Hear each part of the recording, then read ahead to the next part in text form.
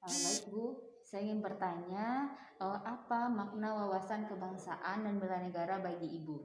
Bagi saya, wawasan kebangsaan itu adalah cara pandang bangsa Indonesia mengenai diri dan lingkungannya yang mengutamakan kesatuan dan persatuan di wilayah negara Republik Indonesia. Oh iya, berarti suatu cara pandang ya Bu ya. Iya, baik. Kemudian seberapa penting begitu Bu wawasan kebangsaan itu bagi Ibu? Wawasan kebangsaan itu merupakan gambaran ya dan arah yang jelas bagi kelangsungan hidup bangsa sekaligus perkembangan kehidupan berbangsa untuk masa depan gitu. Baik Ibu, terima kasih. Kemudian apa kegiatan bela negara yang pernah atau yang telah Ibu lakukan? Kegiatan contohnya ya, Iya, contoh. dalam kehidupan sehari-hari, sikap cinta tanah air itu adalah kehidupan kesadaran tentang berbangsa dan negara. Misalnya rela berkorban untuk membantu orang-orang yang tidak mampu, rela berkorban untuk menolong korban bencana, kemudian yang lain-lain juga banyak, masih banyak. Kemudian bagaimana tanggapan Ibu terhadap isu kontemporer yang lagi aktualnya sekarang, yaitu proses pembelajaran di masa pandemi ini, Bu? Baik, permasalahan tentang pembelajaran ya. Iya, Bu. Baik. Permasalahan tentang pembelajaran jarak jauh ini di mana banyak sekali permasalahan. Misalnya akses yang belum merata, internet, kemudian siswa belum punya, ada yang belum mempunyai gawai gitu ya. Kemudian mahalnya kuota, terus kesulitan orang tua dalam memberikan atau mendampingi mendamping anak belajar di rumah seperti itu. Iya ya Bu, seperti kemarin ada kasus orang tua yang memukul anak. Iya betul. Karena tidak sabar dalam menghadapi anak untuk belajar di rumah ya Bu. Betul.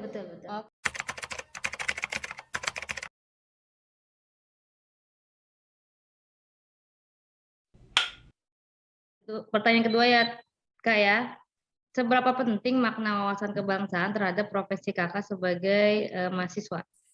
Seberapa penting maknanya itu? Iya, ini menarik banget, apalagi terkait pertanyaan ini. Hari ini lagi ramai banget nih Teh. Iya. Menurut Nada penting sekali untuk menumbuhkan nilai kebanggaan atas kebangsaan atau wawasan kebangsaan kita, di mana ideologi Pancasila sebagai asas yang paling kuat dipegang oleh warga negara ya, karena mahasiswa itu adalah warga negara juga. Nada memahaminya seperti itu. Jadi kalau penting nggak Nada sebagai mahasiswa atau teman-teman yang lainnya sebagai mahasiswa memahami sebuah wawasan kebangsaan, sangat penting karena kita adalah bagian dari warga negara, punya hak pilih, Ya, punya hak dan kewajiban yang harus kita laksanakan dalam sebuah negara. Nanti kepentingannya untuk apa? Nada pribadi melihatnya gini Teh, karena ngelihat situasi dan kondisi sekarang, apalagi kita mayoritas, ini agak sensitif sih, apalagi kita mayoritas umat Islam gitu ya, yang sekarang tiba-tiba baru-baru ini heboh bagaimana kalau misalnya ideologi kita diganti dengan ya sudah ideologi Islam saja kayak gitu misalkan. Sedangkan walaupun kita terbesar atau mayoritas Islam, tapi kita tidak tinggal sendirian di sini. Di kita negara banyak Islam. suku, banyak budaya, banyak ras dan lain sebagainya yang itu harus dirangkul. Nada rasa kehidupan bangsa Indonesia akan berjalan langgeng atau akan berjalan lama ketika warga negaranya bangga dengan ideologi Pancasilanya ini dan mengamalkan, tidak hanya berhenti pada kebanggaan saja gitu.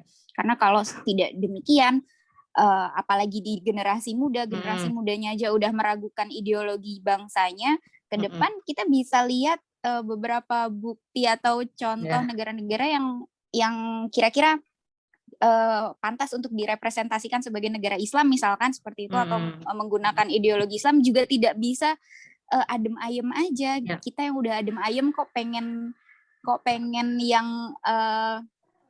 apa ya, yang bikin negaranya gusar itu kalau menurut Nada juga jadi nggak masuk akal sih, kok jadi gitu ya gitu. Iya. Itu sih Kak, dan Betul, sip. menurut hemat Nada sih.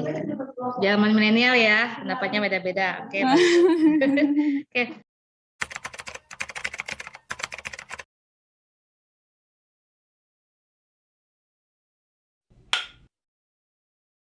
masuk ke pertanyaan ketiga ya Kak ya. Apa saja kegiatan bela negara yang sudah dilakukan oleh Kakak sebagai mahasiswa? Kegiatan yang simpel lah sebagai mahasiswa. Sebagai mahasiswa, kebetulan Nada aktif di salah satu organisasi pelajar Nahdlatul Ulama, di Ikatan Pelajar Putri Nahdlatul Ulama, dan kami di situ banyak banget menggagas kegiatan-kegiatan yang berbasis ideologi Pancasila.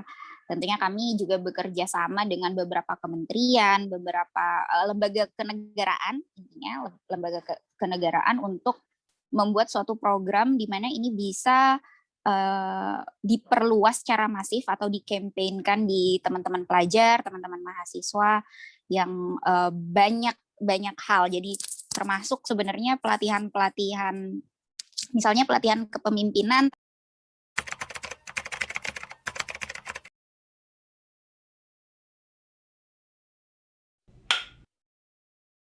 Hanya tanggapan Ibu terhadap kegiatan pembelajaran jarak jauh yang ada di sekolah atau bidang pendidikan saat ini di masa pandemi ini terhadap proses pembelajarannya bagaimana ya?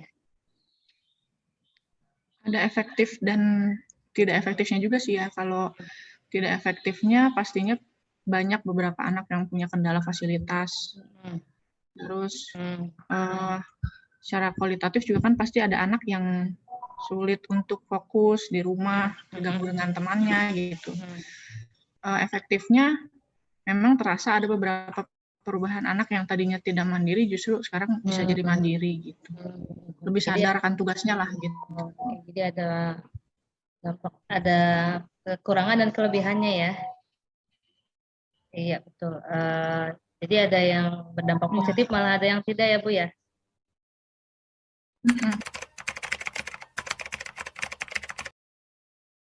Apa saja tindakan Ibu yang sudah Ibu lakukan sebagai bentuk bela negara kita selama proses pembelajaran di masa COVID ini, Bu? Masya Allah, itu banyak ya. Contohnya itu adalah kita itu salah satunya yang pertama dan utama adalah harus selalu mematuhi protokol kesehatan. Terapkan 3M, bahkan sekarang 5M ya. Nah itu sebagai upaya pencegahan dan penyebaran COVID-19 ya. Hal tersebut bisa dikatakan sebagai bela negara pada saat ini ya, COVID-19 ya.